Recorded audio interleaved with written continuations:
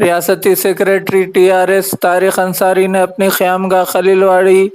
Ansari building پر آج شہر کے تمام اردو صحافیوں کو شال پوشی کے ذریعے تہنیت پیش کی اور تحفے پیش کیے۔ اس موقع پر انہوں نے خطاب کرتے ہوئے کہا کہ گزشتہ 2 ماہ سے زائد عرصے سے جاری کووڈ-19 مہلک وبا لاک ڈاؤن میں اپنی جان کی پرواہ کیے بغیر ان اردو صحافیوں نے اپنی خدمات کے ذریعے شب و روز وقتاً فوقتاً شہر و ملک کے حالات سے عوام کو باخبر رکھنے کا جو کام کیا ہے وہ قابل تعریف ہے، اس کو ہم فراموش نہیں کر سکتے،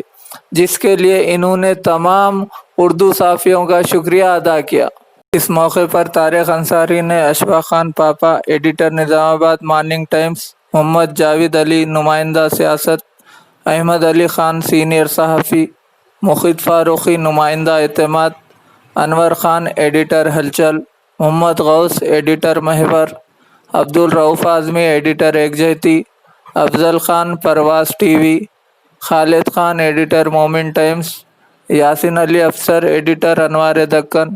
محمد لطیف علیم الدین ایڈیٹر تبصرہ، ذیشان رضوی روشنی ٹی وی کو تہنیت پیش کی۔ اس موقع پر فہیم قریشی TRS، طلحہ انصاری و دیگر موجود تھے۔